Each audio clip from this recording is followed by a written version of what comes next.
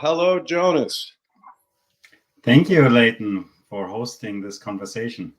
Yeah, absolutely. I'm all about education and getting people excited and involved. So typically what I'll do is I'll introduce you and then ask you to introduce yourself and tell us a little bit about your background and how you ended up getting here. Yes, thank you.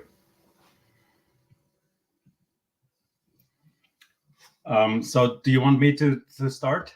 Yeah. Go ahead and introduce yourself and tell us more about how you got here. So I work at Cornell University. I teach nutrient and carbon management. I originally hail from southern Germany, from Munich.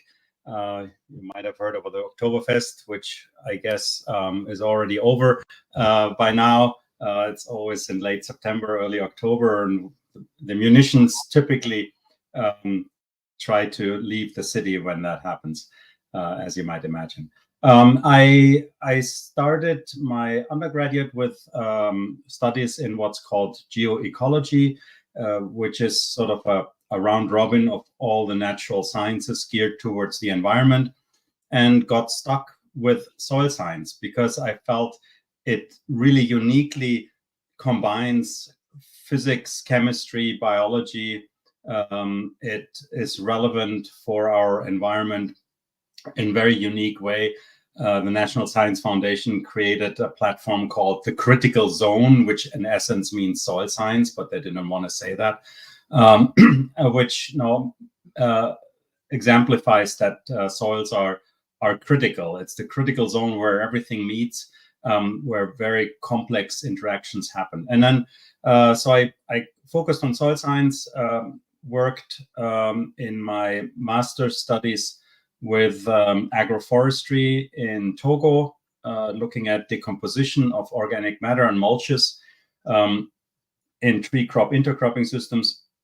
Then moved to Kenya for 3 years, where I worked in irrigation systems, still agroforestry, looking at trade-offs and synergies between trees and crops for growing food, and then moved for a few years to the central Amazon to work on tree agroforestry systems, and that's sort of an interaction between food trees and dye trees and fiber trees to think about the synergies between those trees to emulate natural ecosystems in terms of their carbon and nutrient cycles. And then I started a faculty position at Cornell, but continued work in East Africa and in South America up to today, with varying emphasis, and started working on what's called Terra Preta Ginjo, the black earths of the Amazon, to think about more deeply about soil organic matter and what forms it can have, and how we can maintain soil organic matter, and how we can, and in the last few years, more and more thinking about carbon recycling and nutrient recycling for improving soil health. So that was maybe not quite a nutshell, but that's a start. Where do I start? This is awesome. Let's start with the Amazon. How far up were you? So we started noticing. So I started working with agroforestry systems there, and that was very rewarding, building on other people's work over a decade to build relatively mature tree cropping systems, complex systems with integration of different trees. But we kept noticing these very fertile soils in the landscape that are pitch dark, and that the archaeologists got really excited about because they kept linking these very fertile, very carbon-rich, very nutrient-rich soil in an otherwise very infertile soilscape to the development of civilization a couple of thousand years ago in the Amazon. And it's intriguing to think about now how these soils might have started to exist, and there was a debate because it was not initially clear that they would be human-made, or whether they are just a accident of volcanic eruptions or some sedimentation in lakes. And at some point, just about when I lived there in the 90s, it became really clear through archaeological evidence and soil biogeochemical evidence that these soils were made by humans. And they were made here by humans thousands of years ago and maintained their fertility over thousands of years ago in a soilscape that shouldn't support such soils. So that stimulated, of course, the question: can we learn something from those soils, and how were they made? And since we can't ask anyone, anything that we do is a little bit conjecture, and archaeologists get really excited about that and butt their heads against each other, because in essence it's one theory against the next, supported by evidence that you can measure. But for a soil scientist who is interested in the future, I could relatively easily lean back a little bit and watch and say, well, I can measure the properties of these soils today. And yes, it is important to understand how they were created. But to a certain extent, I don't care, because I know that they exist today, and I can learn something from that. And so that's what we did when we used the occurrence of these soils as a motivation to come up with biochar as a soil amendment, because we thought that was one of the more important things to learn from these soils, that are very biochar, that can be carbon dated to several thousand years ago, that is still in these soils and is key for the fertility of these soils. So what percentage of biochar was present? We can measure now that these soils have about 50% of their organic matter or organic carbon is biochar type carbon. So relatively more than 50%, goes up to 90%. So a large proportion of their carbon now is biochar carbon. How much they received 10,000 or 5,000 years ago, that is a question we can't answer. We can only measure what is there now. We can speculate, but we can't measure. How deep is it? It goes down. Again, it depends. Most of them are just a foot or so, or 2 feet, but some of them are 1, 2, 3 meters deep, and are as fertile in 2 meters depth than at the surface. So clearly they had experienced some layering. There's some interesting evidence, because there was the debate then, when you see a very deep soil, then you might speculate that it took hundreds or thousands of years to build those soils. But actually, when archaeologists carbon dated these soils in a few centimeter increments down to a meter or two, then the age dating of a meter down and near the surface was almost identical. So in other words, these soils were not built over long periods of time, but in many cases, very rapidly. And then also the inhabitants disappeared again. So warfare was fairly common in those days. One neighboring people speared the other one and tried to get rid of them, fighting for resources. And so the appearance and disappearance of tribes and peoples was very common, and that people moved around for reasons of warfare and escaping warfare. It was very common. So it's also not surprising that then you have usually a very narrow range of age dating in such a profile. And these are typically not very far apart in terms of carbon dating, which is very interesting. That's an interesting piece of evidence. So I mean, it kind of goes back to like, well, I mean, obviously they had an understanding of soil fertility greater than we do at this point in time. But for them to make that much material would have taken a tremendous amount of time and effort in I'm assuming they dug holes and buried the logs and burned them that way to make the biochar. But even at Good that question. Yeah. scale, it would be insane for them to do that on over that large of an area. I mean, has there been any theories like that this was a massive tribe, like millions of people? Like some have kind of hinted at. Yeah, so there are archaeologists that look at contemporary evidence for how large these populations would have needed to be, and this is now outside my area of expertise. I have also never done really any extensive mapping, although I produced some maps of and did some calculations how large the individual sizes of these blotches are in the landscape, and they're typically not very large. So it more shows that smaller populations were manipulating their environment for their own needs rather than developing huge populations. Although there are some terra preta fields that supposedly are several hundreds of hectares, but these are relatively rare or yet to be discovered.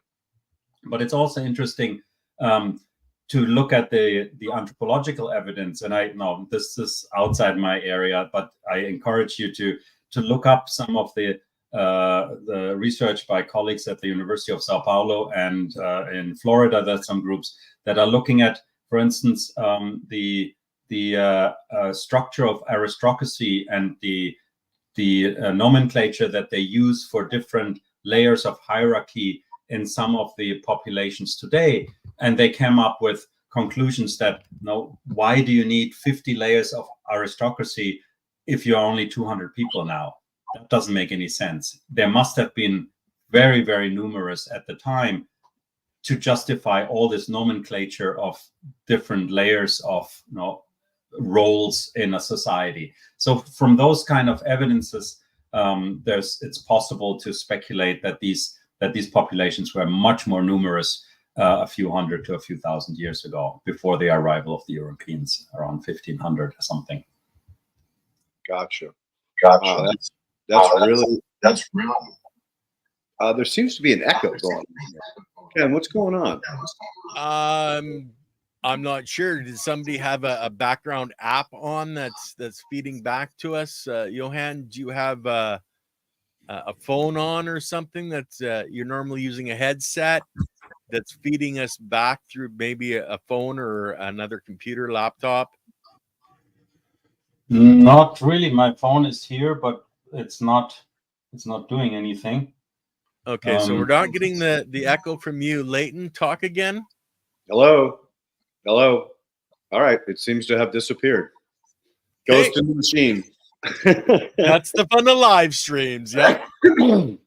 Anyway, so yeah, I mean, there's like a lot of places we could go with that, because again, it's like I've had a lot of guests on the show talking about everything from compost as a process. In other words, it starts as ground organic matter or GOM, then it moves into POM, then eventually it turns into mineral associated organic matter.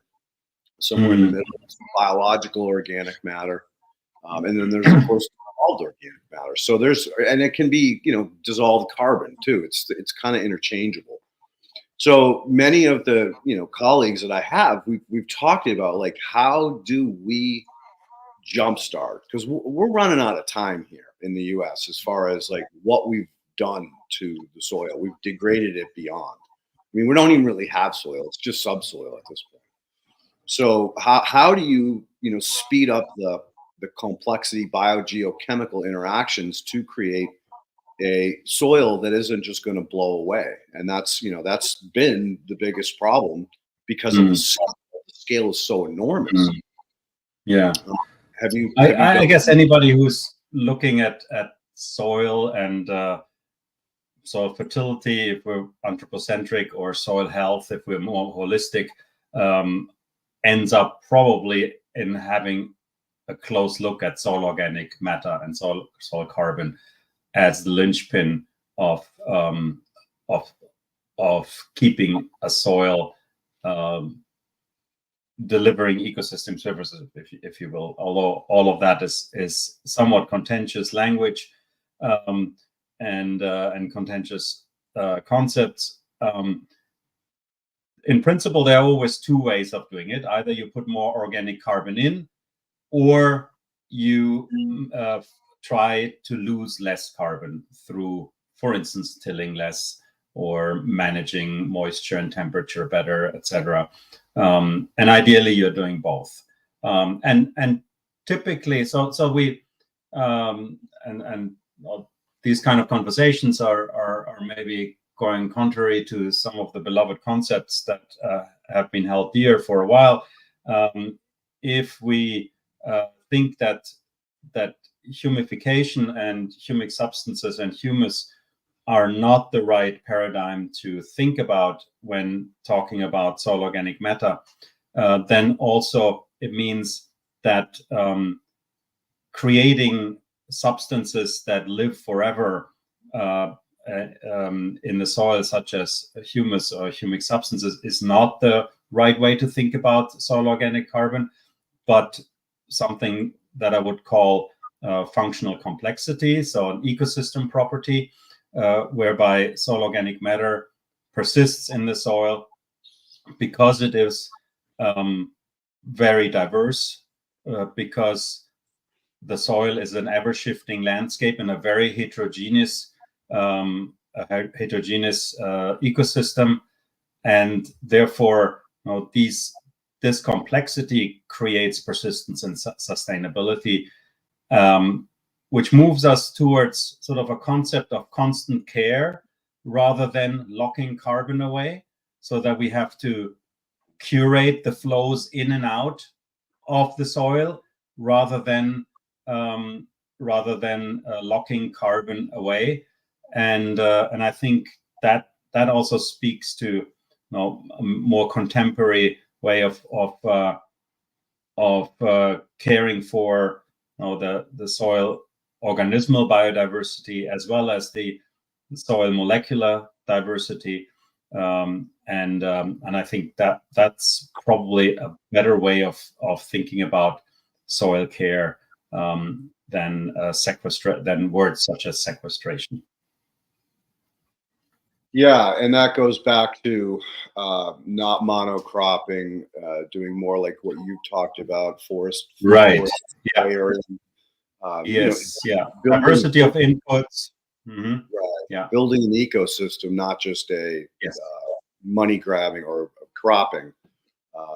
And that's the hard part, is that when we look at the agro industry of America, it's vastly controlled by a few families, and it's all just chem.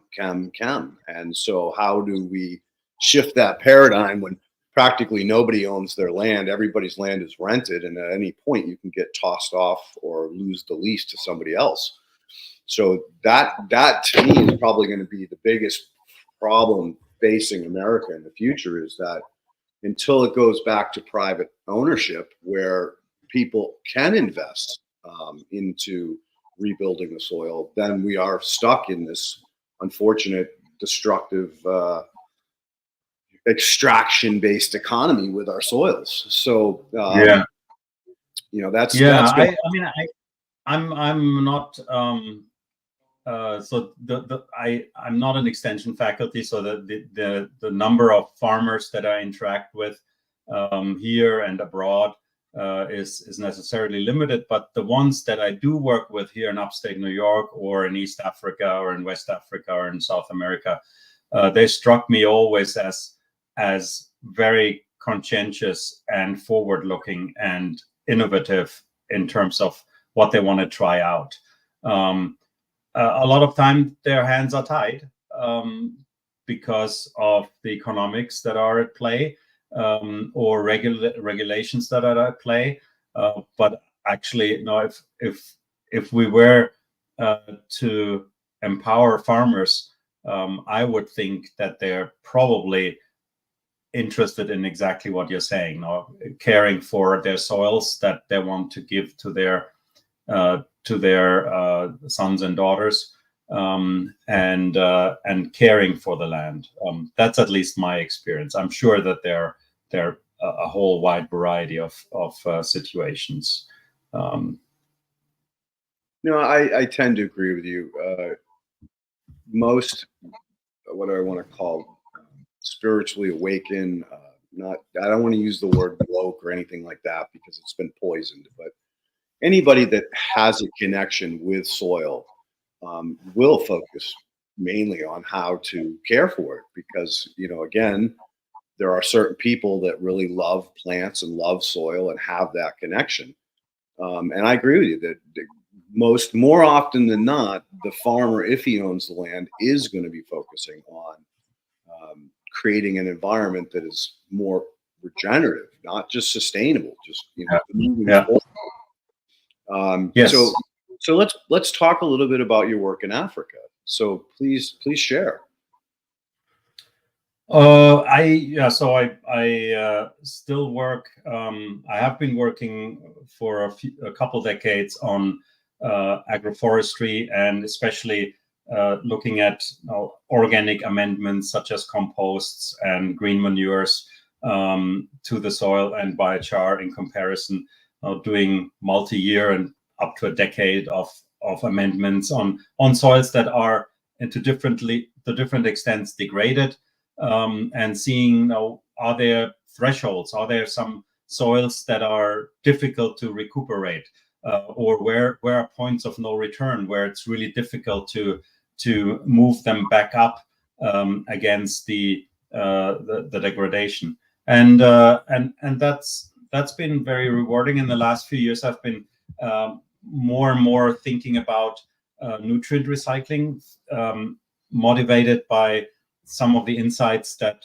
in many countries in the world, we are flushing down more nitrogen and phosphorus in the toilet, we as humans, than farmers add as fertilizers, nutrients onto their soils or are imported. So if Kenya would, for instance, switch fully to nutrient recycling in their economies, and they would immediately be nutrient self-sufficient and would not need to import fertilizers anymore. And especially since the war on Ukraine, the international fertilizer market from Ukraine and Russia is the most important for East Africa. They have been really hit hard by this war. And so I'm really interested to see how we can recycle nutrients from waste, and in sub-Saharan Africa this makes a huge difference, because partly not because they waste more nutrients, but very, very often because they don't have access to much fertilizer to begin with. So if you divide a small number by an even smaller number, you get a bigger number. Whereas in the United States, the situation is a little bit different, but not all that different.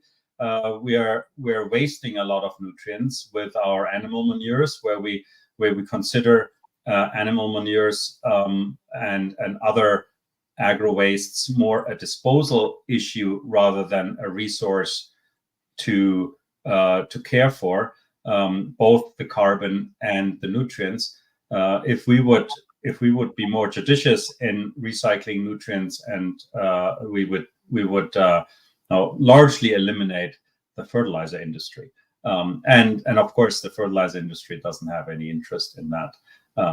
But replumbing our industries so that fertilizer industries become recycling industries and not mining industries would be a really good way forward. And that our fertilizers are actually carbon nutrient based, not just nutrient based, would also possibly pave a path forward to greater nutrient use efficiency and building soil organic matter little by little. So that's areas that I'm interested in at the moment. So are you specifically talking about Hunure, which is basically human composted manure? Yeah, and urine. Yeah. So those are, of course, largely unused in the United States. Funny enough, a lot of what's called biosolids, which is the solids from wastewater treatment plants are to a great extent added to agricultural fields, which is very problematic without looking at it very closely. But in principle, the nutrients and the carbon is in there. If we were handling them a little smarter than we are at the moment, they are worth recovering in some ways if we can make it safe, and in a way that they are promoting soil health rather than polluting. But also dairy manure or poultry manure. If you look at the distances where poultry and dairy manure is generated, and where, for instance, phosphorus or nutrients are needed in a given state in the United States or across the whole nation, then you will quickly realize that they're not necessarily located next to each other, and that farmers necessarily, they can't drive this material very far. They're putting it to the next best field that they're allowed to put it to, because every mile driven with some very wet feedstock is a loss. You can drive wet dairy manure about 10 miles before the costs of driving it is greater than the nutrient value. So after a few decades, what you have is an overload of nutrients near a dairy barn and a depletion further away. So we need to find mechanisms, incentives. Those are all regulatory, but also technologies and the financial incentives that we can put our nutrients and our carbon where it's most needed, and not somewhere as a disposal issue. And that applies to human manure as well as to animal manures and any other agro waste, whether it's yogurt whey or any other or cherry pits or whatever it is. There's a lot of carbon floating around that is not deployed judiciously, but if we put it to soils in a way that is added where it's needed most, that would go a long ways in recapitalizing, regenerating soils, and reducing the need for commercial fertilizers and all associated issues with it. Agreed, 100%. And it goes back to that problem that we have where he who has the control doesn't really give a hoot about the small independent farmers and the location of different feedlots or hen houses, whatever. I mean, they're in the hands of so few of people who really, honestly, are totally disconnected with what's going on reality-wise as far as the individuals on the planet, or at least here in the U.S. I mean, I can't speak for Africa, but that again is the pitfall, is the linchpin. It's probably not going to change until it's too late. But let's focus more on keeping it positive.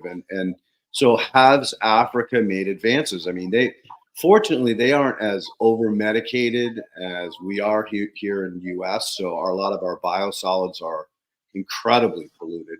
I've known a number of different farms that have actually, they were organic farms and they have to now can't use the organic title anymore because of those contaminants that were found in their soil.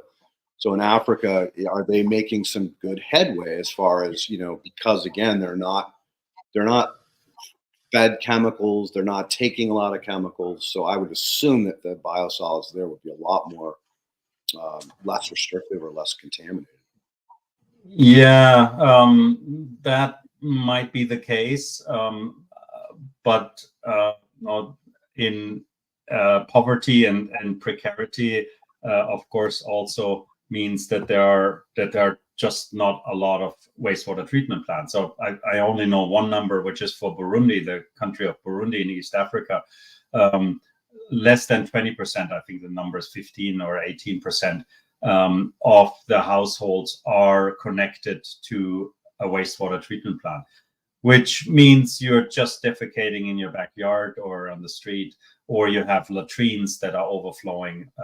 So it's that there might be less chemicals in the wastewater treatment plant, if there is one, or when there is one, is not necessarily comes out as a plus on the balance sheet. But you are right that there is also an opportunity, because if you're not locked into what is, what I would think is the problematic way how we handle our wastes, that we flush it down all in one pipe to a location where we mix it with all kinds of industrial waste. So now we have heavy metals and all kinds of stuff and PFAS mixed in. If we were to collect our urine and our feces, human feces and human urine, separately from all this other stuff and not mix them both together, then we have a lot more options to recycling, locally and also as a society globally. But of course, now we have not every house has one pipe.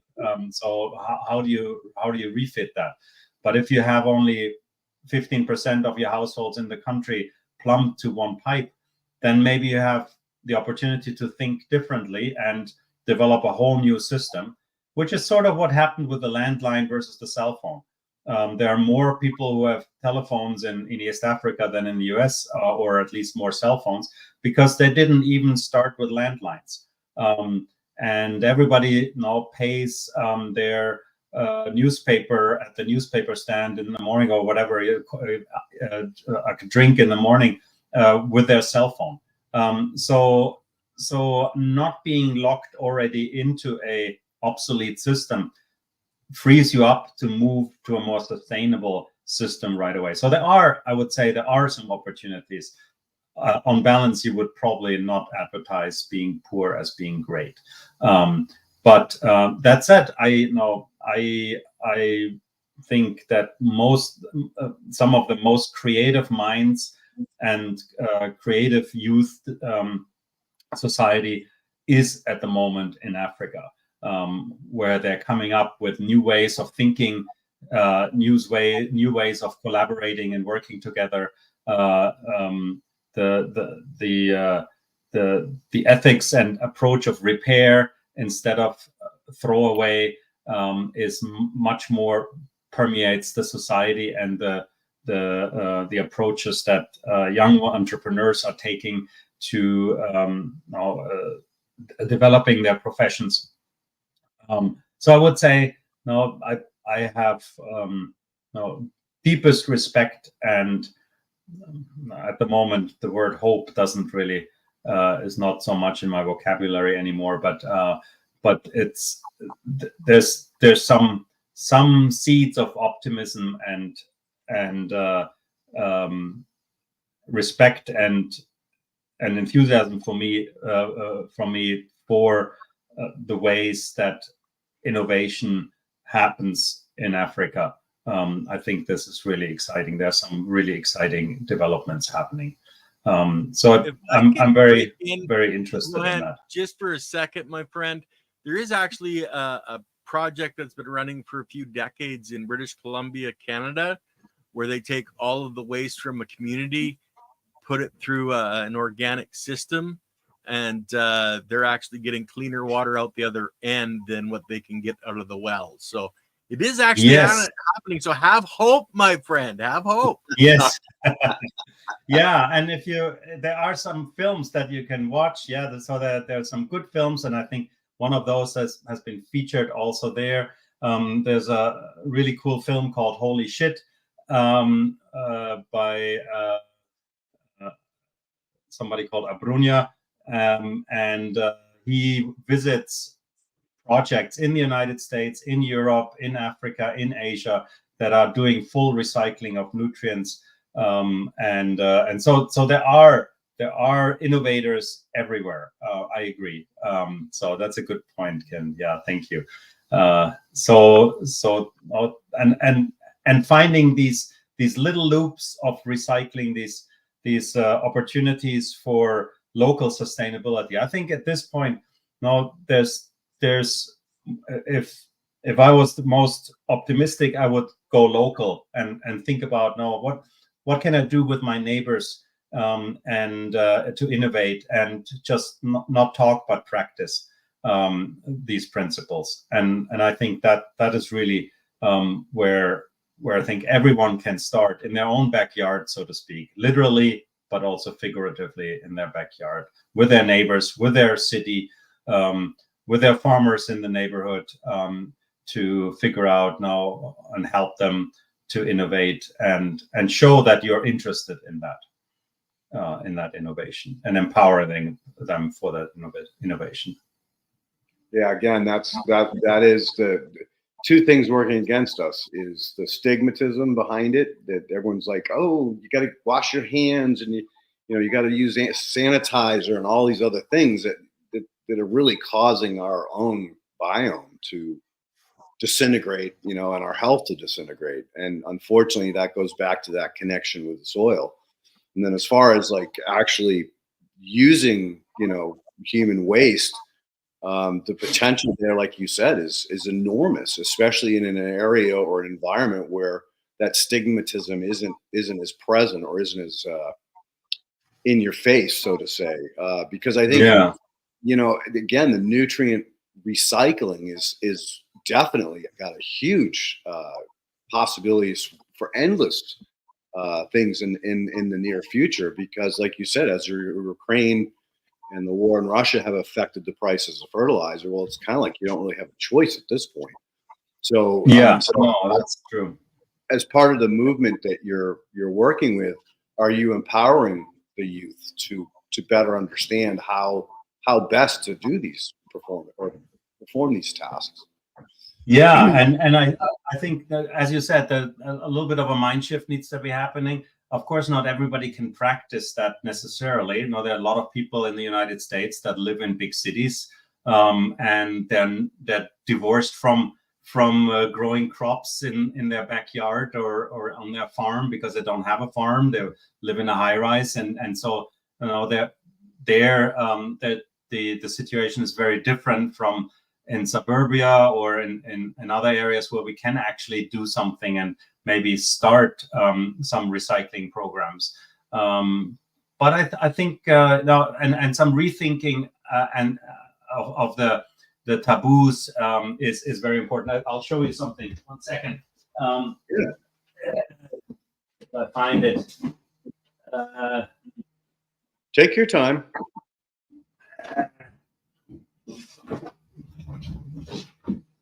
So we've been working with people in our neighborhood to come up with an array of different outreach material that are whimsical and are just thinking about how can we have a conversation about circular bionutrient economy and DIY composting. This a local politician made this poop and pee song sheet, and so people can sing along and sing their own poop and pee song. So thinking about what are the issues and how can we move in circles and think about the different ways our taboos are working and what's wrong in our conversation and how are nutrients working in our own gut and how are they excreted. So there are different things that I think we can do that should be done. And we just printed a booklet that is the basis for a quiz show that's called Holy Shit.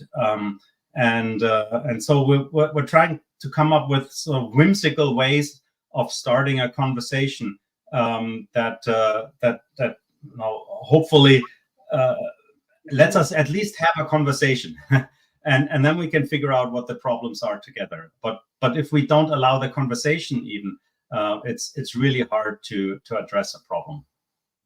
Agreed. Yeah, pure gold. Oh, I know. No, and you're right. It absolutely starts with a conversation, and I think if people understood just how valuable those resources are, and I don't care if you're using it on a landscape or a crop of any kind. It doesn't matter. It's not when the plant does its interactions and actions, it's sterilizing everything. So you don't have to worry about these pathogens that typically come in our food as a result of unsanitary conditions. But and again, that's again pushing that stigma back is the biggest challenge. But what you're doing is fantastic, because starting the conversation is where everything begins. So yeah, kudos. no, that's what we hope to do, and now come to all the questions that we haven't been thinking about, and maybe solutions and ideas that that also nobody has thought about. I think we just need all hands on deck, and people trying it out, and then reporting back and said, hey, this didn't work at all, what you said, but this I could make work. Okay, so let's advertise that and think about a different way of doing it. It's really a way of experimenting at scale of implementation, figuring out what works and what doesn't. Very often it's not a question actually about what works, but where does it work? Because we probably don't have one solution for everyone and everywhere, but something that might work here in the neighborhood might be a stupid idea in another county, and so it's not about what but where. So I think we need a diversity of ideas to hit the nail always on the head. Agreed. It's always specific. I mean, that's critical, that you take into consideration what's local and what's affordable and what's responsible. There's a great gentleman named John Todd, and his son is Jonathan Todd, that had been doing some wonderful work on just what you're talking about, and using biology in a series of pools or tanks to clean wastewater. And then by default, now you have either a crop or a biomass that you can use in compost making. So again, it's nutrient upcycling through a little bit more of a long-term version. But again, guys like that are just incredible resources. I've been bugging Jonathan to come on this podcast for probably a year anyway now. Yeah, hopefully he does. That is a replicable thing that can be done anywhere. We all have containers, we all have barrels, we all have totes, and all of those things can be turned into these water scrubbers, for lack of a better word, where again you're using the plants to filter out the nutrients, and then using the plants on another scale up. Have you ever heard of his work? No, I haven't had a chance to look at that. Yeah, we'll have to get you somehow introduced. I think Thank you. In Africa or South America, any of these locations, they could be doing just that. And the other piece of this puzzle is the water cycles. We've basically broken the water cycles now, because the soil is no longer cleaning it. And so when you come to actually getting healthy, clean drinking water that's not depleted of minerals due to filtration, again, those are those tiny little resources that are going to be so critical as humanity continues to expand into the future.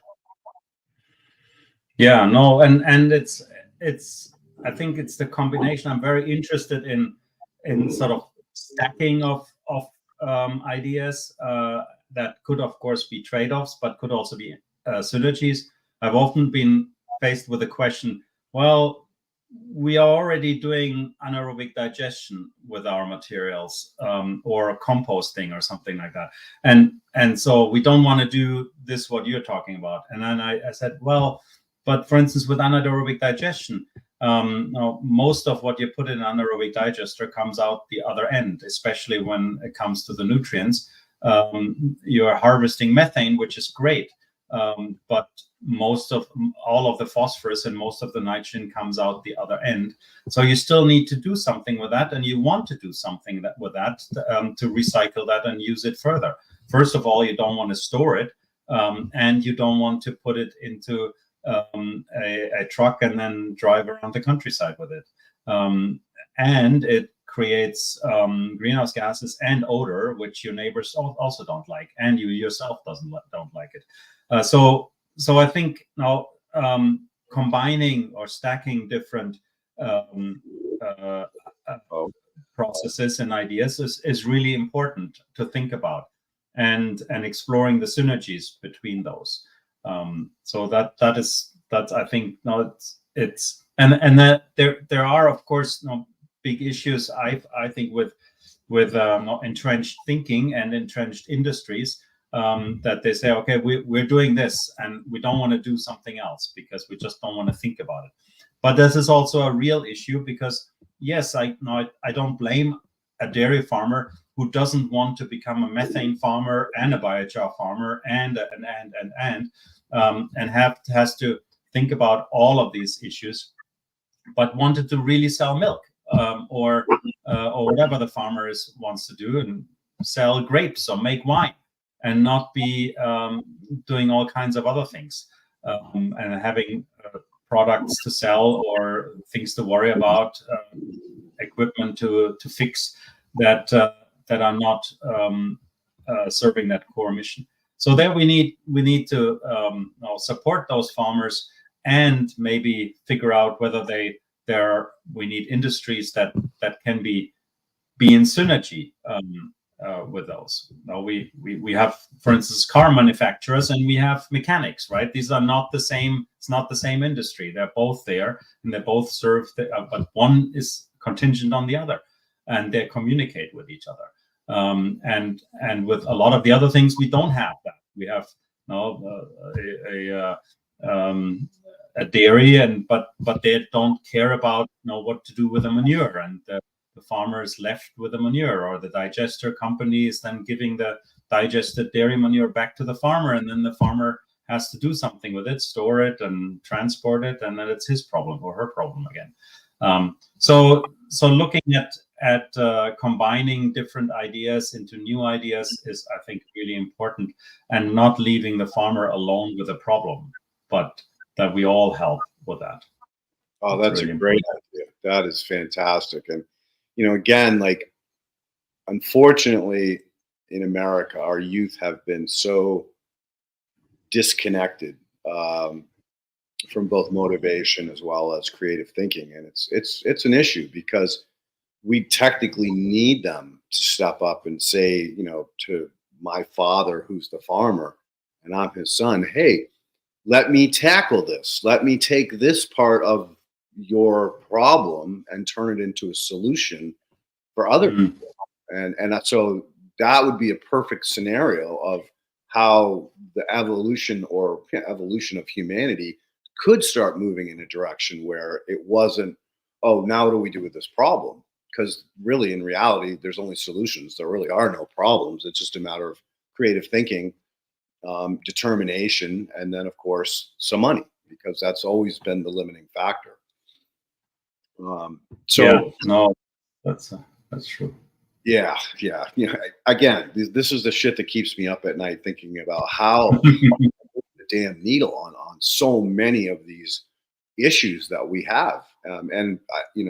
Again, I think that going to a place where there's less stigma, there is that motivation to find new ways to be sustainable, regenerative, profitable, all of the things that as a species we need to accomplish. At the end of the day, you still need money somehow, right? So let's bounce into the work that you're doing in New York. Can you tell us a little bit more about that? Yeah, so we brought some of these ideas, and we brought them to a farm in upstate New York, where we work with a farmer to process digested dairy manure into fertilizers, and we're can do that now with the separated solids from the dairy manure. So even with this very wet material called dairy manure, we were able in an energy positive fashion, so by generating energy, not needing energy, to reduce weight and volume by 80 to 95%, make it a storable material. And now we're working on fishing out the nutrients from the separated liquids. So that is still something that we're working in the lab, but hope to sometime next year to have a prototype that we can also deploy on the farm. We started a community collaboration center called the Soil Factory in the outskirts of Ithaca that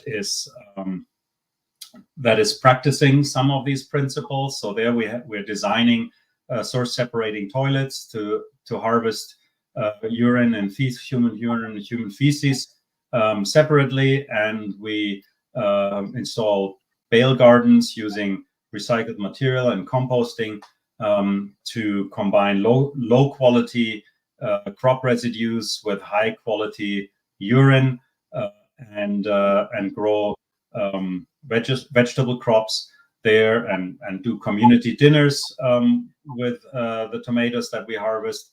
We also are collaborating with Ujista, a local indigenous NGO that is growing medicinal herbs in these gardens and is harvesting them and then sending them to different communities for their herbal remedies. So we're trying to come up with new ways of collaborating with the Soil Factory platform, just to experiment locally. So now I'm at a big university, and I academically grew up writing scientific papers for people that read it across the world that I probably never talked to really. And I was really interested in bringing some of these ideas locally and just try them out. How stupid are they? Or do they have legs? And having community conversations about that. So we're doing different things at different scales, and trying to learn both on a practical level, but also still on a scientific level in the laboratory in concert with the global scientific community. So doing both, I think having interactions with both of those, between both of those, makes a lot of sense still to me. Agreed, 100%. Have you ever heard of the Clivus Multrum system? No, but tell me about it. Oh, this is the composting toilet. Mm-hmm. Yeah, yes. back in '96, I was building a home on the tip of a point in Fortunes Rocks, Maine, and it's, if you know, well, it's an igneous intrusion, so it's all rock. All right, it's like the actual place that this house was sited had maybe 200 square feet of soil, and that was it. Mm-hmm. So a traditional septic system would not work, and did not want to, go down that route. Now, I'd have to explain more to you about my background, because I've always been very environmentally conscious, to say the least. But I built this home that was passive solar. We collected the rainwater off the gutters, filtered it, put it in a cistern, then refiltered it for potable water. All of the wastewater, so the what we call gray water, was collected from each and every sink. That was added into a 1,200 gallon tank. The wastewater from the toilets was basically considered a low flush. So one of those, you press the button and it goes. So you use only, like, I think it's like a 0.4 of a gallon per flush. And so then I asked the gentleman to create a liquid solid separator. So basically the solids would drop straight down and liquids would swirl. So then I'd separate the liquids from the solids. The liquids were black water, obviously. So that black water mixed with the urine would go into a liquid storage pallet underneath the composting toilet.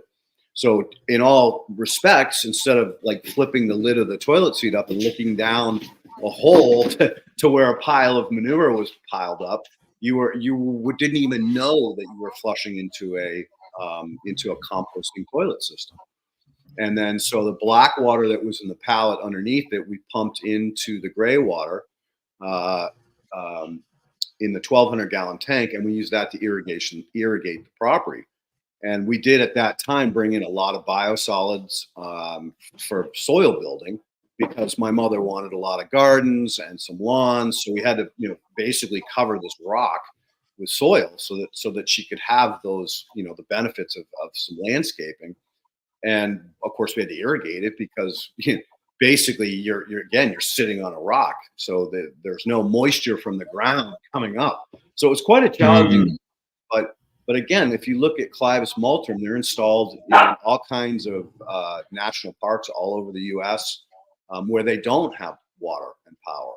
And the way typically do the composting toilet system is that they keep the composting toilet, the tank below it, at negative pressure. So you did have a solar fan, a solar power driven fan that pulls air constantly out of it, so that you don't have the flies and the smell and everything else in that system. But to be able to take it to the next level so it could retrofit any house was fantastic. And believe it or not, the state of Maine, the special health department on a state level, reached out to me and started talking to me about how this system should be implemented on all the lakes, all the rivers, all the waterfronts. And unfortunately, I believe they actually passed a law that forced people to not expand the houses without doing something like this, an alternative septic system. But it just really never gained traction, because everybody just wants to flush and forget. They don't want to have to go down and take a wheelbarrow full of black, rich soil once a year. And it was so simple. But again, the stigma behind, the fact that we were collecting or composting human manure was the problem. So that's we need a mind change, mind shift for that to happen. So it's very, very important to figure that out. And no, that's great that you tried it out. A composting toilet is definitely a way to go, and that's really very important. And I know that works well for many situations, but of course, again, with a high rise in Manhattan or Houston, it doesn't work so well. And so we need to have additional ideas and a diversity of ideas how we can work that out for all situations. Very good to hear that you did that. Wonderful. Well, I'm a bit of a lunatic, to be honest with you. I guess but again, you have to be. Right. You got to think outside the box. So and another thing too is I think that everything being so centralized is also the problem. Like if you could separate that one high rise from the rest of the city, now you perhaps could be a little bit more efficient or effective at source separating in a way that does work well or works better than just pushing it all into these giant, wastewater facilities. Exactly. Yeah. And wash that into the ocean anyway. So, I mean. Yeah, exactly. I think a distributed problem needs to be dealt with in a distributed fashion, and having more distributed solutions is, I think, the first line that one should pursue, not trying to aggregate everything and then having a big problem to solve. And transportation is not a good thing to deal with in any circumstances. So you do always want to have as many little loops as you can have for making use of materials. Absolutely. Yeah, I love some dear friends of mine, Dragonfly Earth Medicine, is all about closing loops on your property or on your farm. Mm-hmm. You have a DEM Pure certification program where if you close, I think it's 6 loops, which really isn't hard to do. I mean, that's you can get DEM certified, which means that you have access. You have access to their network to help support you, and also help to not produce but distribute your products Hey, stop it. Get over here. Sorry about that. No worries. I have one of those here running around as well, so she might come any moment and do the same thing.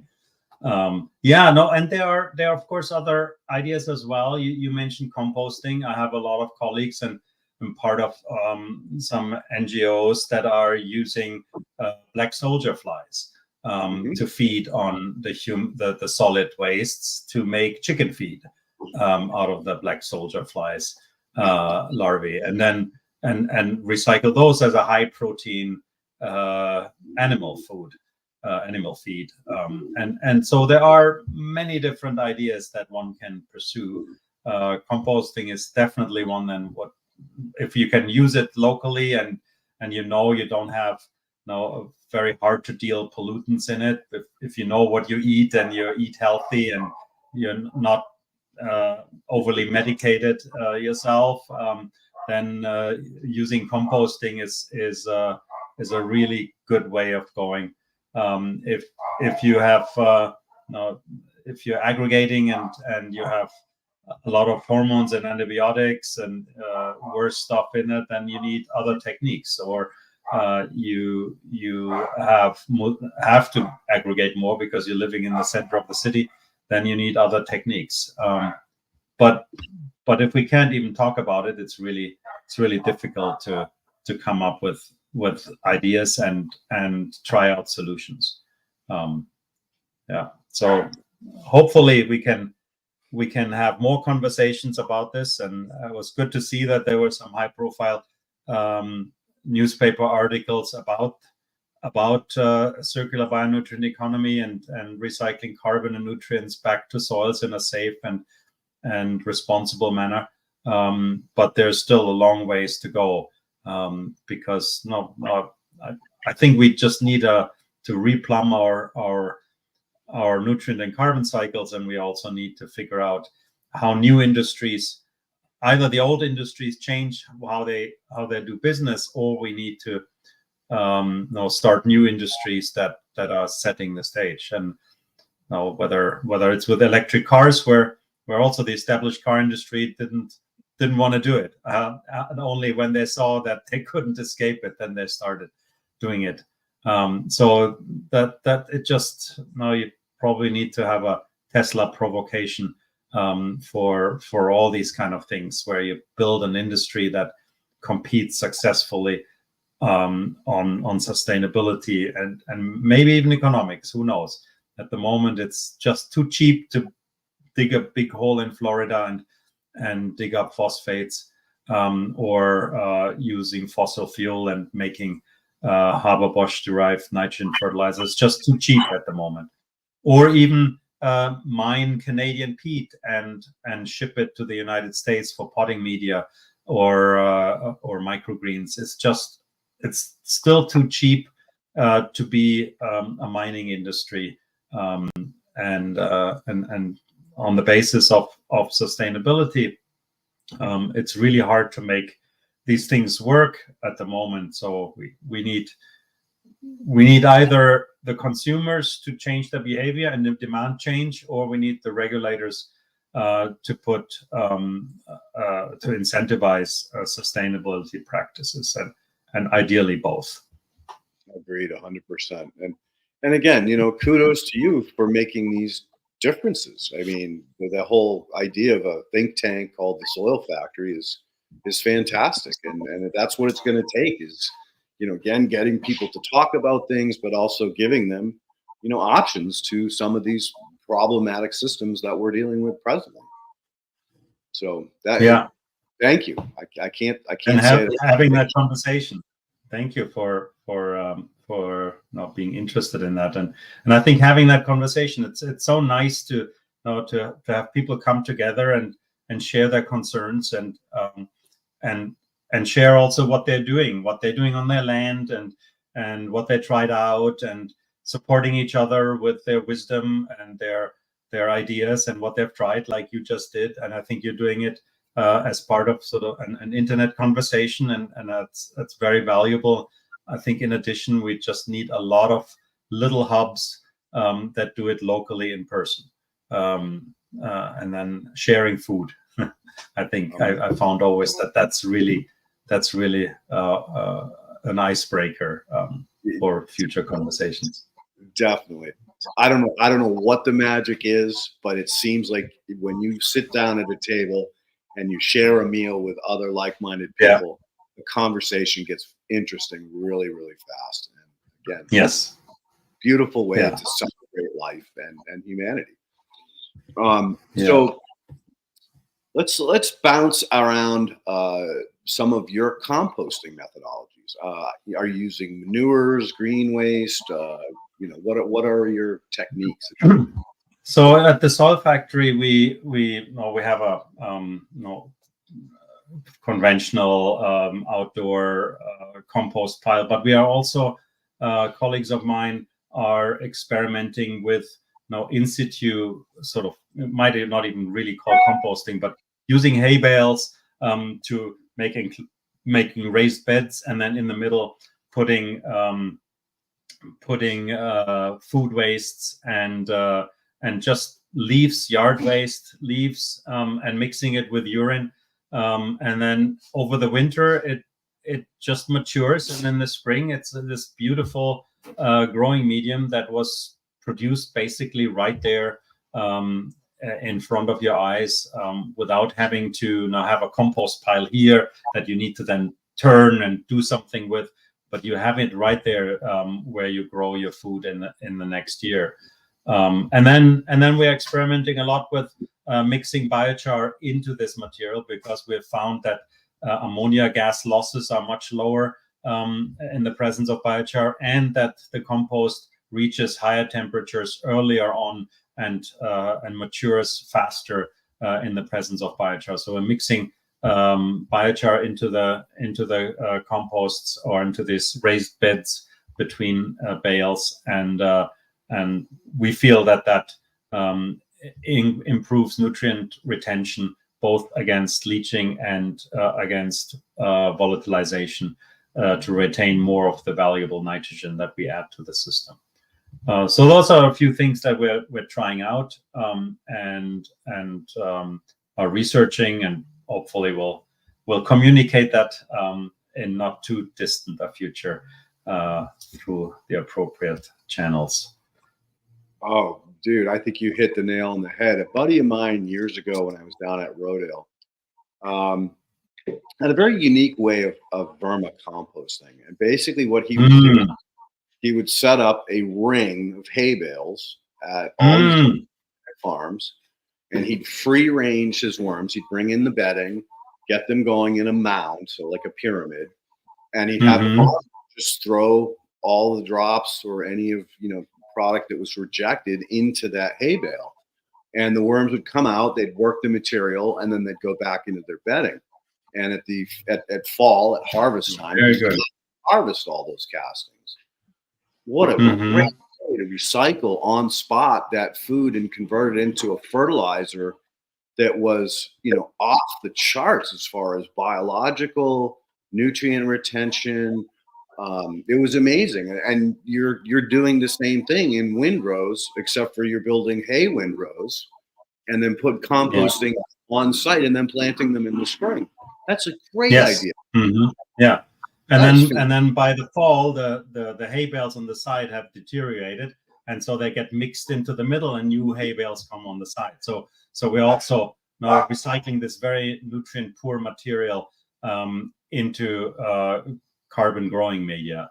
So waste not, and I'm trying to figure out how we can generate synergies between these otherwise nutrient poor but carbon rich residues that are usually just rotting somewhere and are unused, and making them into very nutrient rich and biologically rich growing media, and doing that in situ.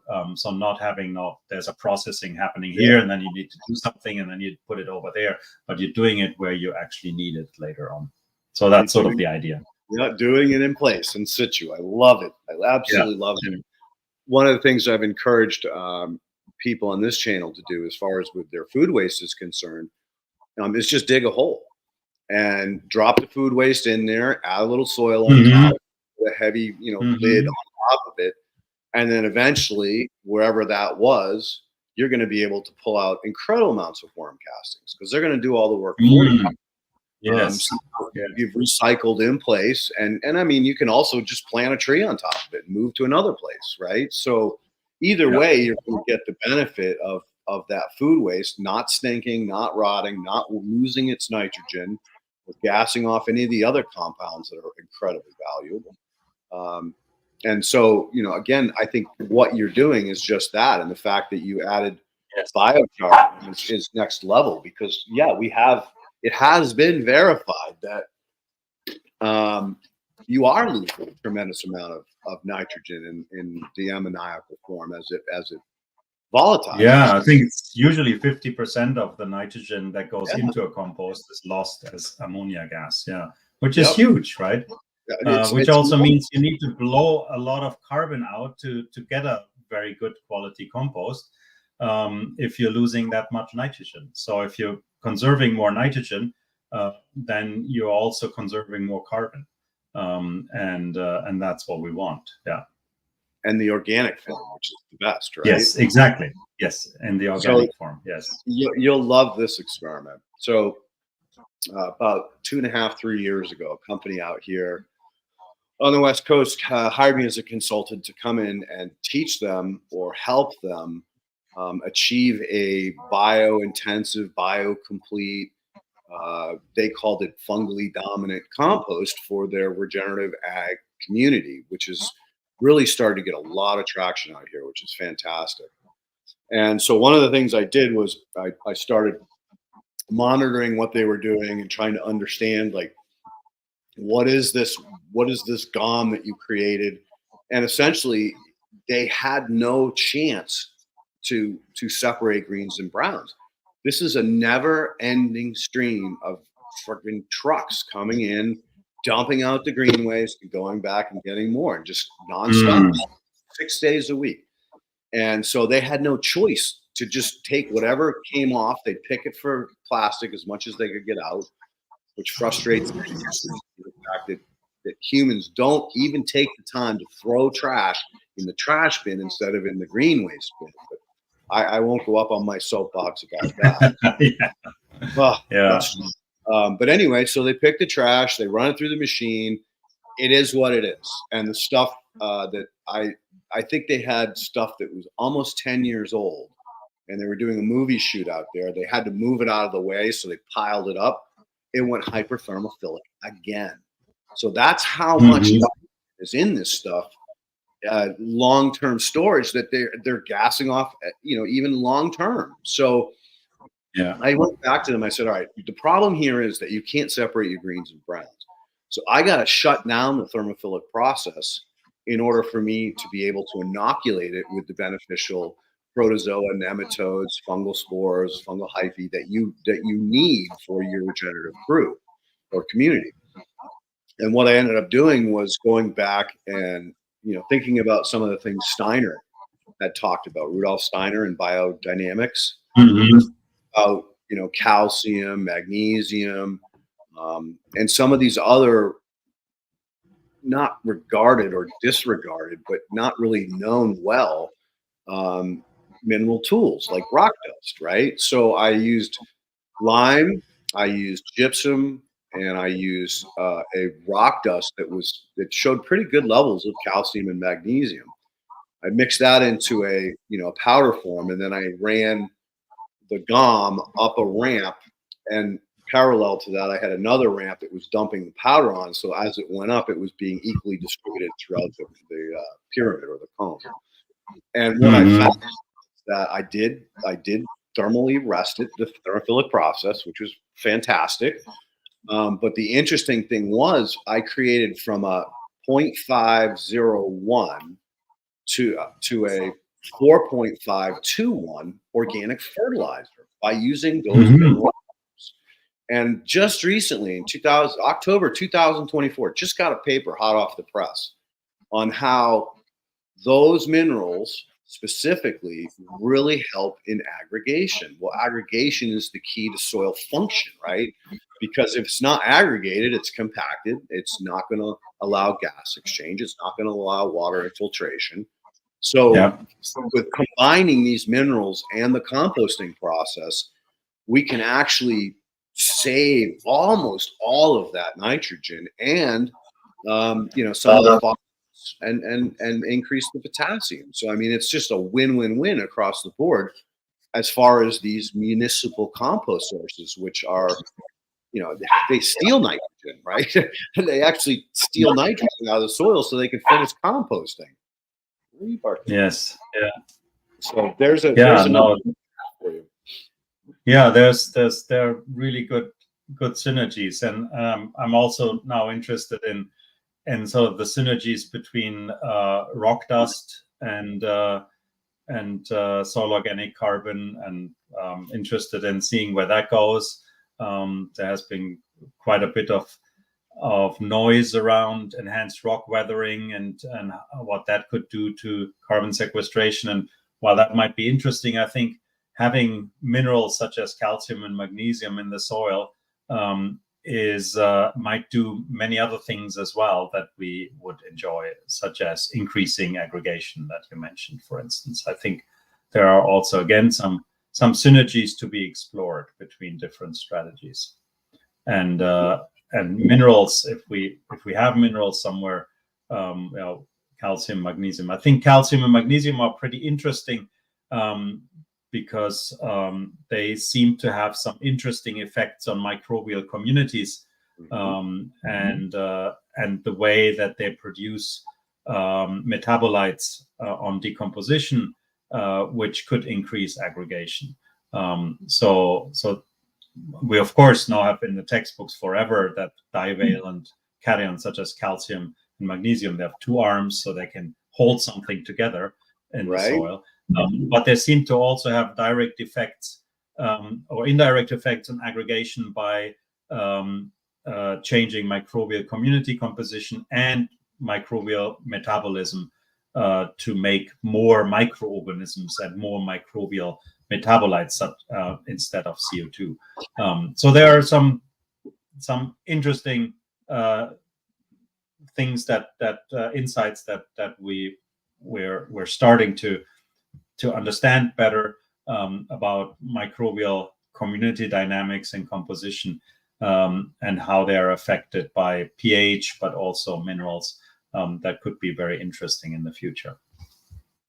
And you're so right, because just the fact that the introduction of stone dust or rock dust, specifically like basalt's one of the better ones. Granite dust is up there. There's some other, the work coming out on serpentine. Serpentine's the green dust, and its effects are amazing on both the microbial community, like you talked about, more so the microbial community than the aggregates itself. But either way, combination of these dusts is going to probably be the next big tool. Again, it's going to have to go through academia. It's going to take time. But the fact of you talk about the, what is it called? Weathering, expanded weathering. There's an EW. I use the word enhanced weathering. Yeah, enhanced weathering is going to be really, really valuable in the future. Another piece of the puzzle was that we recently, or it has been recently uncovered in the understanding of paramagnetic rocks and how they actually are helping to speed up the aggregation process by sharing electrons or donating them to the organic material, whether it's the sand, silt, clay, or truly the organic material. Yes. God, dude, like, this is an exciting time. I mean, we're getting all kinds of information out about this. Yeah. I wish I would understand more about that. No, that is something that I'm totally fascinated by. Yeah, any organism, whether it's microorganisms or plant roots, they all need to donate or accept electrons all the time as part of their metabolism, whether they take up a nutrient or they decompose leaf litter or something. They always are shuttling electrons. And so if we provide the soil with an ability, or the organisms with the ability to more cheaply, energetically cheaply receive and accept electrons, we might be able to accelerate all these metabolisms, including plant growth. So those are exciting, very exciting avenues. And I unfortunately know way too little about it. But we did some studies where we looked at the electron shuttling ability of biochars in soil, and it was amazing. It was really eye-opening. And if I knew more about it, and I would pursue that definitely. I hope others are pursuing that, because that is really very important, and that has been now looked at for a long period of time in engineering, that we use electrodes for growing microorganism in a broth and so on. So it's not in principle unknown, but it's not explored in the soil ecosystem in agriculture basically at all. There's some studies maybe more in natural ecosystems that look at that, but not really explored to any significant extent in managed agriculture or organic agriculture. But you're absolutely right. Electron shuttling could be super important in the future, and there's hardly any activity in the sciences in that arena. So this is a wide open field. But of course, now those who know something about electron shuttling and electrochemistry, they're working in fuel cells and hydrogen batteries and maybe cell phones. It's now soils are always the last thing that receives a technology, because it's not apparently abundant and not very valuable. So we're putting research and development and industry dollars into quote unquote more valuable things that promise a return on investment, and that's not the soil. No, this circle, or I should say not circle, but this extractionist economy is dooming us, to be honest with you, because everything comes from the soil, everything goes back to the soil. And if we destroy the soil, we destroy the ecology, we destroy essentially ourselves. And that's where, it frustrates the crap out of me. I mean, we've known about electrical for hundreds of years, taking a stick, wrapping it with a copper wire, and making an antenna, and then planting that in your raised bed or in your gardens, and then running a wire all the way to another one on the other end. And now you're actually harvesting those free electrons out of we call the ionosphere. And it every time people do it, it shows enhanced growth. But more importantly, what it's doing to the soil is on the next level, because it's forming those aggregates, 2 to 3, 4 times faster than without it. Cheeto, that's probably not a good idea. You're going to flip over, dude. Come on back. We don't need to see the camera and the computer go flying, right?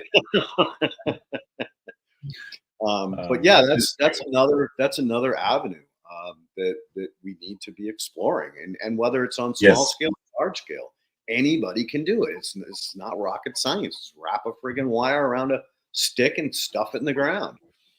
And I do need to give a shout out to the cannabis community, because when I was first introduced into the cannabis community, I think it was probably 8 years ago now, these guys really loved their plants, right? They were all about this plant. And it was really eye-opening, because I'd typically been working with landscape architects, monuments, you name it. I did all kinds of crazy projects. But never did I meet a person or humans or culture that was just so dedicated to their plant. They were using rock dust. They were using minerals and rock flowers and all of these organic nutrients that we knew about, but they basically all got pushed to the side when geochemistry came into play. And so a lot of the tricks that I learned on understanding what their goal was, which is the genetic potential of the plant, and how it aligned with my goals of how to enhance the biology and really get those aggregations to happen quickly, they cross-pollinated. It was like, oh, that makes total sense. Like using calcium, right? I mean, we grew up, I don't know about you, but I grew up on a lake with an outhouse. And so every time you did your business, you would always take a scoop of quicklime and throw it in on top, right? And that was to keep the eyes down. But what it does do is it really enhances the decomposition process. And so again, these tools that we've lost due to, I don't know, this, I guess. Yeah.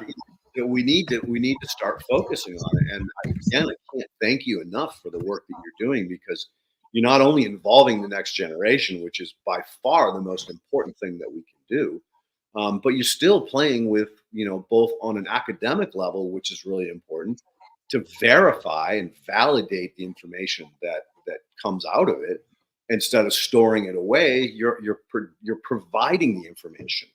So I just can't thank you enough, and I definitely want to have you back so that we can go deeper on some of these subjects, because all we did was just like scratch the very surface of where we could go with this conversation. So, yeah, no, thank you very much for hosting and for inviting me, and for you're not done yet. You still got a half hour to go, guys. No, okay, I know, but a half hour. I was gearing him up to tell him that we have questions, and now it's time to move into the question Q&A section of the podcast. Sounds good. Typically the questions will drive some further discussion on some of the subjects, and that's usually my way of letting the audience really participate with, like, okay, I'm asking you a question, and then we can expand on it a little bit more. So Ken, why don't you hop back on? Let's get to it. Well, before we start the questions, let's remind you guys there is another contest for Leighton's course, his composting course. So hashtag compost in the live chat gets you into the draw. So put in hashtag compost. We'll get to the contest in a bit. We'll go with the first question here from Royal. How long does it take for biochar to break down so it becomes available for the plant to use? Hope you don't mind the question. Yeah, so the idea is not that the biochar breaks down at all, or very, very slowly. Biochar is a very persistent form of organic carbon. That's why it stays in the soil very long period of time. But that's why it provides the benefits that we enjoy from soil organic matter over much longer periods of time, including, for instance, cation exchange capacity. Now, in very sandy soils or acid soils or soils with low activity clays, the only way that we get to retain cations such as calcium and magnesium and ammonium is by cation exchange capacity. So if the clays don't have cation exchange capacity, the only way that you can retain those nutrients is through organic matter. Biochar in soil, when it's oxidized, has a greater charge density per unit surface area and per unit mass of carbon than any other organic amendment that you can think of. So it is more efficient than anything else that you could put into the soil to increase cation exchange capacity. So it retains nutrients such as those that are cationic nutrients, calcium, magnesium, potassium, ammonium, better than any other organic amendment. It also has can have a very high porosity and surface area, which means it can also increase moisture retention, similar to any other organic matter, and does that for much longer periods of time because it doesn't break down. Nutrients that are in biochar can be very available, especially if, for instance, for phosphorus, it is known that phosphate in acidic soils that have aluminum and iron oxides are becoming unavailable to plants because the aluminum precipitates with phosphate, and the phosphate absorbs very strongly to iron and aluminum oxides at pH below 5 or 4.5, which means you would want to have your phosphorus that you add to the soil in a spatial environment that is removed from the ones of the soil. So if you have phosphorus in your biochar that is plant available, it stays plant available in comparison to phosphate that you would add to soil, such as with soluble phosphates that then hit immediately an iron oxide and become unavailable to plants. So it's not the biochar that breaks down, but the nutrients that are provisioned to roots that can explore the pores of the biochar. But thank you for the question. That was an amazing answer. You hit every single nail on the head, my friend. And the only thing I could leave out is that, yes, it too will help aggregation because it does hold and transfer electrons. But other than that, man, you nailed it. That was amazing. Well, and that kind of leads into the next question, Perpetual, because we talk a lot about bro science where guys say this and that, but there's no scientific evidence. He'd like to know if you have any white papers or anything that's basically accredited that he can get his hands on. Yes, you just need to go online. There's something called Google Scholar.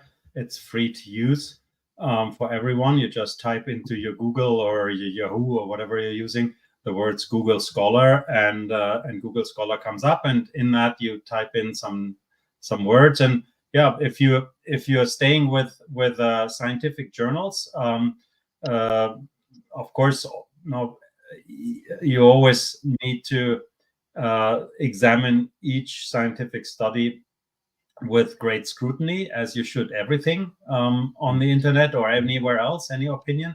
But starting with a reputable scientific journal is a good start. It's not a complete fail-safe for bad science, but it's a good start.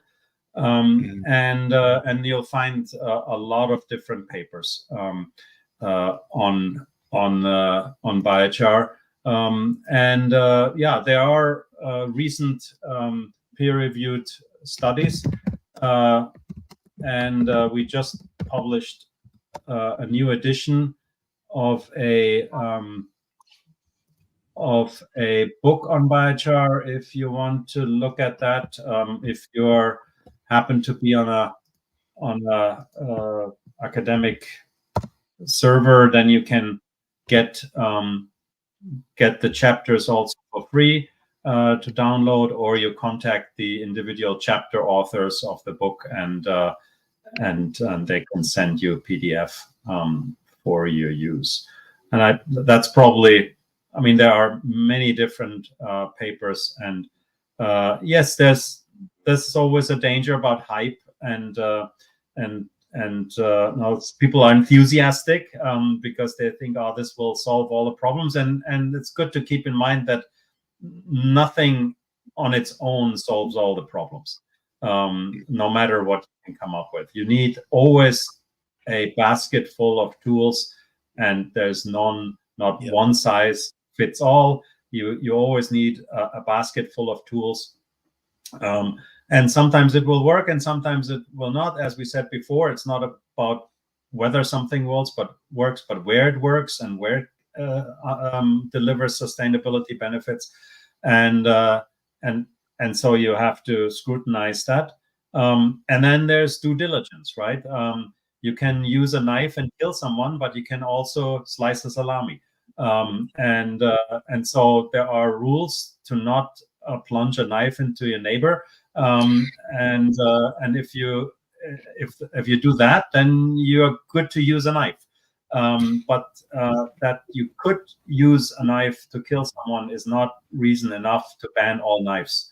And so you need to be thinking and common sense citizen with everything that you do.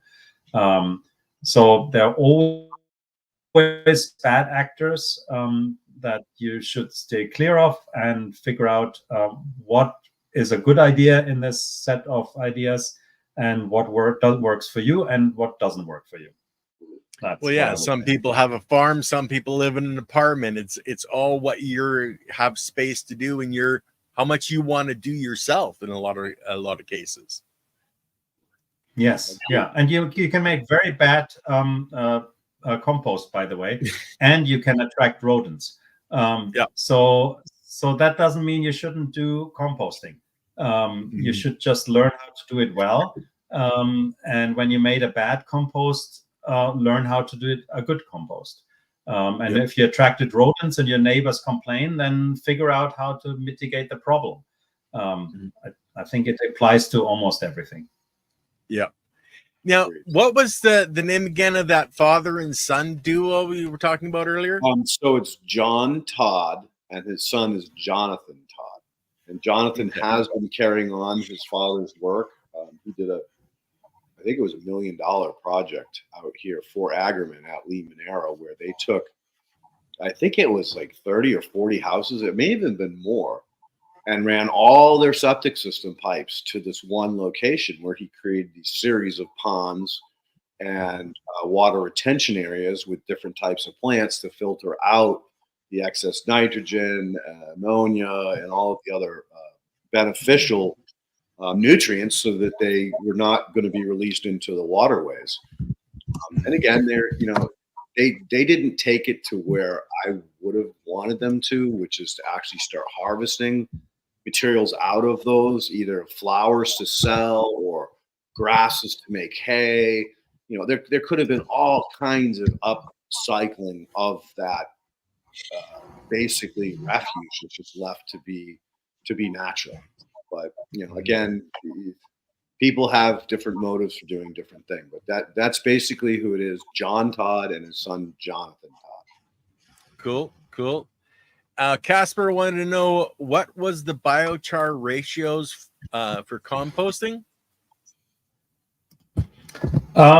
Yeah, good question. I think this is still a moving target. What I've seen use is anywhere between 5 and 30% by volume, and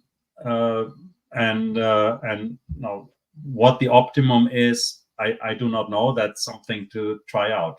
So if you want to try it out, and similar to how you try out, how much wood chips to put in, how much carbon, how much nutrients, how much moisture, you're just trying out how much.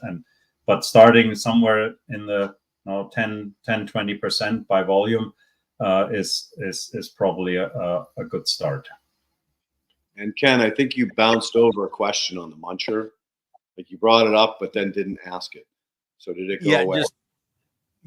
Hold on. This one right here. I had it saved. Okay, all right. Leighton, what was the muncher's performance on those contamination, chemicals, heavy metals, etc.? It was amazing.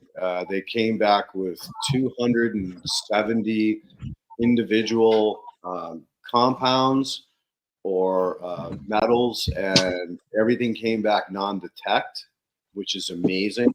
So we're repeating that experiment to verify the information, as well as we're actually starting to work with lemons. And for whatever reason, the lemon is like comfrey. It's a dynamic accumulator. So it's pulled up high levels of DDT, which hasn't been used in, 60, 80 years or something. So again, we're going to verify that can break that compound down as well. And then we'll start doing tests in situ, so in place, to see if the microbes that we apply can actually accomplish the same task right in the soils, which is ideal. And we'll be starting some work with Los Alamos National Labs very soon to take this even further down the road. So stay tuned. We'll have more information as things come about. And we'll get the Muncher crew back on, guys, too. So yeah, they're here. They're here in Oxnard now. Yep. Now you were talking about biochar. Is that better than charcoal without inoculants?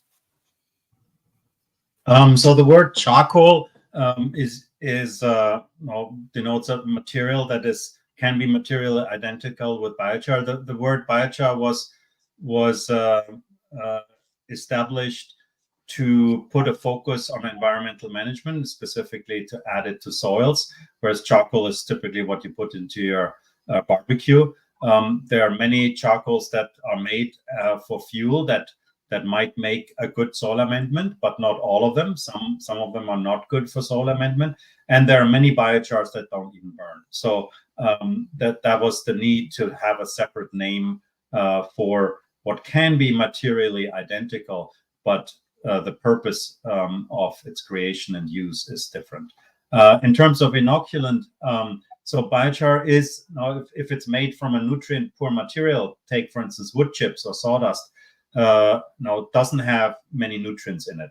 So if you're adding it to soil, you still need to add nutrients in some way, either because you mix it with compost, or you add something else, or you add rock dust or something else, or urine.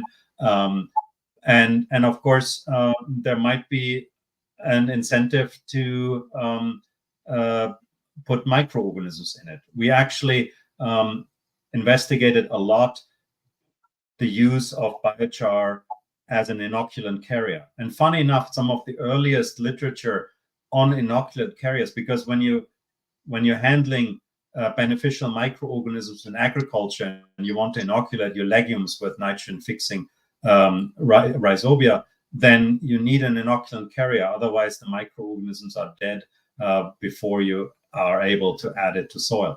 And already the early literature used what they call at that point charcoal, or we would now call biochar, as an inoculant carrier, for the simple reason that these biochars have a very high surface area and porosity where the microbes can live in.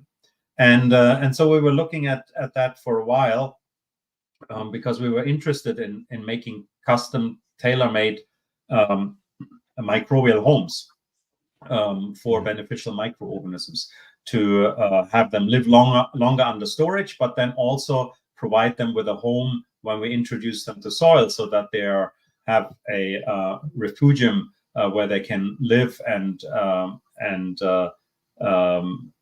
infect the plant. And if they are symbionts and with beneficial microorganisms, then that's what we want. Pathogens, we don't want that, of course.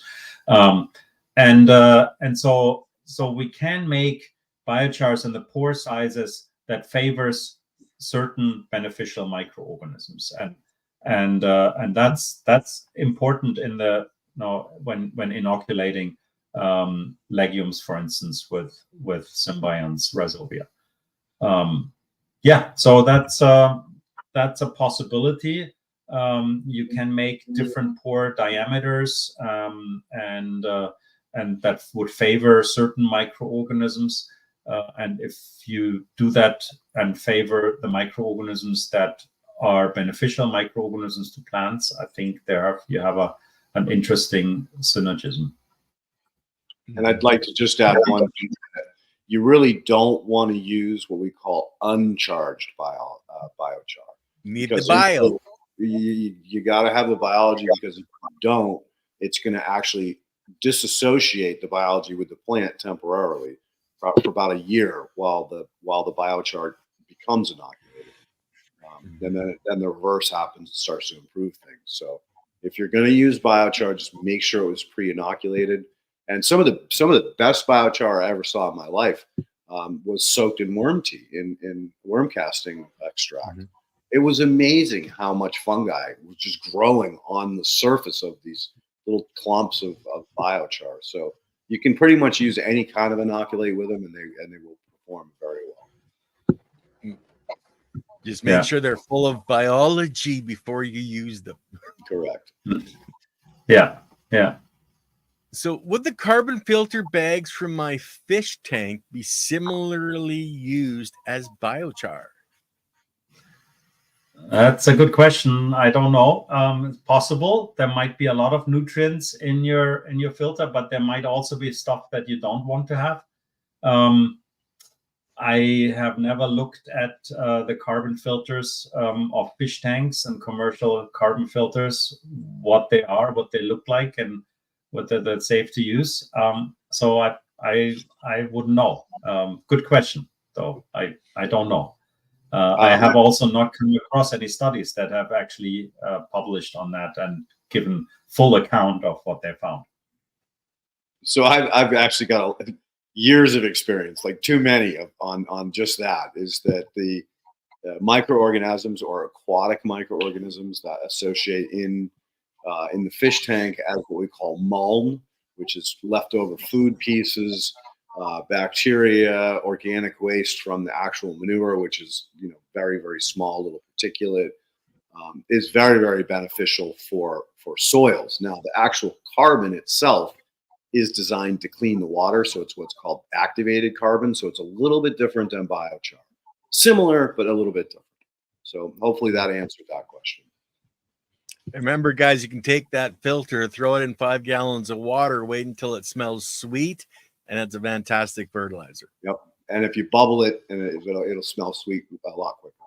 It's not a fertilizer; it's an inoculant. Okay, inoculant. Sorry. Well, I'm all about biology, and you have to have the biology. So. That's right. That's right. Okay, Durwright is asking, when collecting biochar from a fire, will ash be used similarly? What is the difference other than size? Yeah, from a fire, you will, from a mass recovery basis, you will collect, of course, a lot less solid mass after a fire than when you do actual pyrolysis, because there is, of course, a flame and there's a lot of oxygen. So, as you said, there's mostly ash. So that means, from a systems perspective, you're generating a lot less biochar, but you do generate biochar even in a gasifier or after a campfire or in vegetation fires. That's why we have a lot of biochar type material in the Great Plains and in the Midwest. In our most fertile soils have quite a bit of biochar type carbon, even though those soils, the vegetation has been burned only and not charred. There's still a small proportion of it is turning into biochar. On average, it's about 3%. Some people are increasing that proportion at the moment. How much biochar type carbon is generated through open fires and vegetation fires historically and present. But of course, there's a lot of ash also, and that material can have very high pH. So one should be a little bit careful to not to take too much of it in one go and put it onto plants, because you might burn the plant. Because calcium oxides might be forming in high temperature fires, and especially if you have gasifiers or so, that you're making calcium oxides that might, quote unquote, burn, so increase the pH too rapidly, too much. But mixing it into a compost that buffers it, or mixing it into soil, shouldn't be a problem then, and then you get the best of both worlds. So not too concentrated, not too much, but otherwise, yes, there's biochar in those residues, but not all that much. Mm-hmm. So potash has been used as a fertilizer for forever. So just keep that in mind, that it is a fertility product, and like Johannes said, don't be a moron. Low and slow. Just use a little bit at a time to watch the plant reaction. Yeah, lots of potassium in there. That's right. Yep, Yeah. lots of potassium. And if you're making your own, you're just doing a cone pit in the ground, it's the lack of oxygen that turns it to the biochar instead of the ash. So that's one of the things to realize there. So our last question right now is from Nathan. Do you have experience in forest or woodland interventions to introduce more diverse species? And guys, just to let you know, Nathan's coming on with Leighton in a couple of weeks as well. So I'm just first guessing that you mean plant species. Yeah, I don't really have experience with that. Actually, biochar use in planting tubes for nurseries is one of my oldest papers that I found from the early 1900s, where that was used in forestry operations in the United States, because they found that they had fewer losses in the tree nurseries from fungal diseases. They didn't know why, but they found that better rooting. So for tree planting tubes, adding biochar in has a long tradition. In terms of microbial diversity, so that is a good question. We've looked in these terra preta soils in the Amazon, and we didn't really find a compelling or interesting evidence one way or the other that there was a greater diversity or lower diversity or even dramatic interesting shifts in diversity. We didn't walk away with a lot of interesting information, except that we typically find a greater microbial biomass and a greater microbial carbon use efficiency, which is interesting. So more microbial carbon made per carbon eaten from litter residues is typically the story. So we called it then cranking the microbial carbon pump, and thinking thought maybe about roller skate analogy, that the microbes are just making more carbon, making more of themselves, and thereby making more organic carbon, more oxidized organic carbon in the process, in the present. And that goes maybe back to the electrochemistry that we started talking about earlier, that the microbes are just energetically having a better time replicating and making stuff, rather than using the carbon that they eat for making CO2 to get energy. They can make other things in the presence of biochar. But that's speculation. I think that's a task for the future for somebody who has more skills than I do.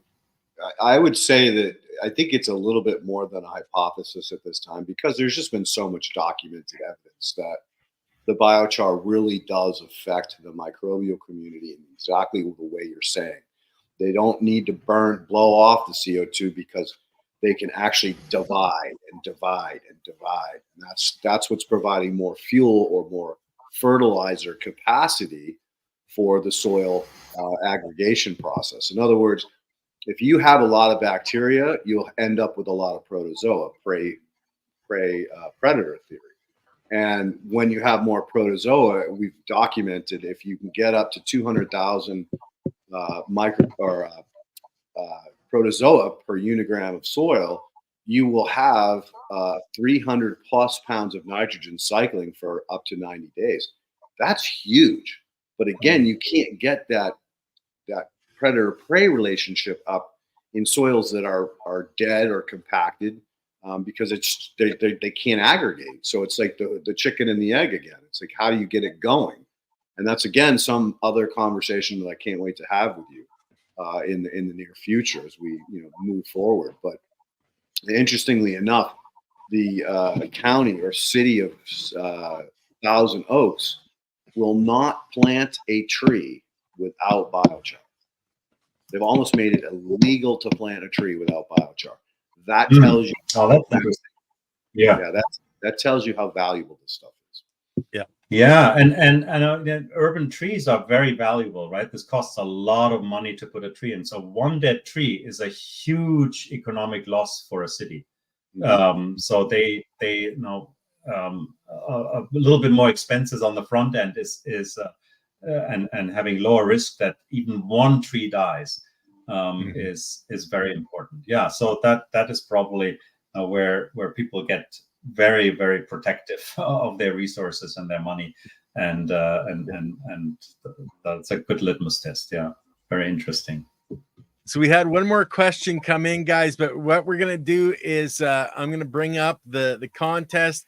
Anybody that hasn't put in hashtag compost, we're going to answer this last question. Then we're going to run the contest. So you got a few minutes left. But the last question, can you use biochar and wood vinegar? Yeah, so I might have to disappoint you. I don't know much about wood vinegar. I sort of stayed away from it. But I do know that there are, just scientifically, I don't have any reason really to stay away. But I know that a lot of people swear by wood vinegar, and wood vinegar. Well, my understanding is most people use that word for the condensable gases during pyrolysis. So that's all that gunk that comes in a smoke when you make biochar or charcoal that you condense out. And there are a lot of low molecular acids in there. That stuff is very acid. You shouldn't touch it. And it some people swear by it as a fungicide, and some people swear by it as a soil amendment. Yeah, so but there are can be some phytotoxic materials in there, so you got to be careful and try it out again in moderation and handle with care. I think that's dilute it very well before you spray it on anything, and follow some best practice guidelines. But I don't have any privileged insights into it, so I'm sorry to not be able to illuminate that further. I've been blessed with quite a bit of information on it. Yeah, the properties, as you state, Johannes, is exactly that. It is a pesticide at full strength. So be careful. You can kill plants too. It's definitely an herbicide as well as a fungicide and a biocide. At full strength, at dilution, it actually becomes more of a soil conditioner. So it supports biological life, providing those lightweight molecular compounds that he was referring to. It also speeds up the composting process, the breakdown of the degradation, composition. Yeah. And there's not an accident that there a lot of plants have adapted to reacting with increased germination when they're exposed to smoke from fires. And so that stuff is practically liquid smoke. It literally is. And it's liquid smoke. And so there has been really fantastic results if you apply it the right way. That it can help with germination, and it can function maybe something akin to plant hormones that have sort of signaling properties in the rhizosphere. How all that works is a little bit still opaque. I think also the whole plant signaling and plant microbe signaling work is still a lot of work in progress. But very interesting, and one can easily imagine that wood vinegar and some of the ingredients in wood vinegar are plant growth stimulation. Result in plant growth stimulation, or in some growth modification that could be beneficial and detrimental. So got to figure it out. Yeah, and guys, we've had two different people on this podcast talking exactly about biochar, so you can go back. But Leighton, you're about to say something. Yeah, just anecdotally, there has been people speaking about having very old seeds that they couldn't germinate, and when they exposed it to wood vinegar, it germinated. So there is something. Yes. No, I can see that sounds very plausible. Yeah. So before we end the show, let's do this contest, guys. Johan, thank you so much for coming on. It was a fantastic conversation. We definitely need to have you back on. Yeah. There's Mulch It Mike. You're the winner. Congratulations.